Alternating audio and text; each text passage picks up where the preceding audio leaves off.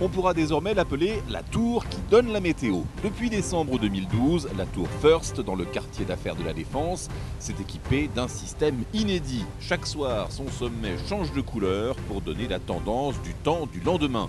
La tour First aime cumuler les innovations. Avec ses 231 mètres, elle est la plus haute tour de France, plus petite que la tour Eiffel, qui culmine à 324 mètres. Elle dépasse la tour Montparnasse, qui ne monte qu'à 210 mètres. Et pour comprendre comment cette tour peut donner le temps qu'il fait, il faut descendre au sous-sol. Nous nous trouvons dans le PC sécurité de la tour First. Tous les jours, on va voir l'information sur le site de Météo France et on donne cette information à notre système. C'est un système avec 4 codes couleurs qui indiquent donc dans un premier temps la pluie, la neige, le beau temps et le mauvais temps. Celui qui est fier de sa tour, c'est Jean-Marc Besson, le propriétaire. Direction le sommet, mais attention, ça va très vite.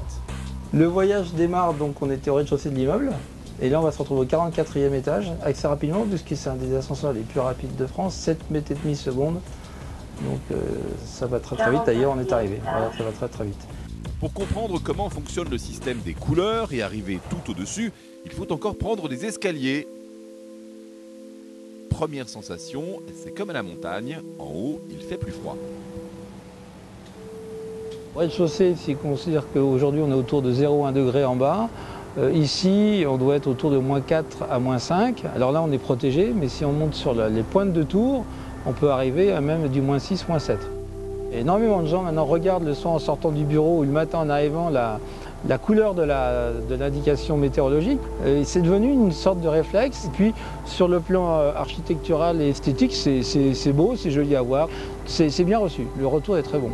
Et ce qui séduit beaucoup Jean-Marc, c'est que toutes ces lumières ne coûtent pas cher en électricité. C'est surtout cette consommation extrêmement peu énergivore des LED, puisqu'on consomme moins de 3 fers à repasser sur la période d'éclairage de nuit.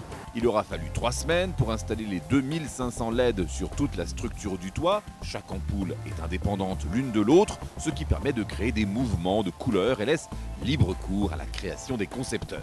On voulait souligner les lignes de la tour et montrer en fait que cette tour avait un sommet qu'on ne voyait pas forcément.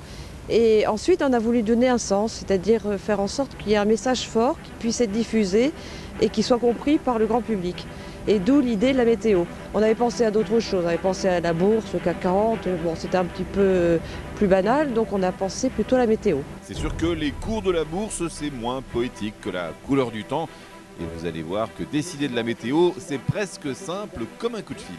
Là pour l'instant vous avez les soleils et si vous voulez, je peux téléphoner et vous faire changer la météo si vous le souhaitez. Allô? Est-ce que on pourrait avoir la pluie? Donc voilà, vous voyez la pluie. Et puis on va imaginer que maintenant il va y avoir de la neige. Donc voilà la neige qui arrive. Et puis maintenant on va passer sur un temps nuageux.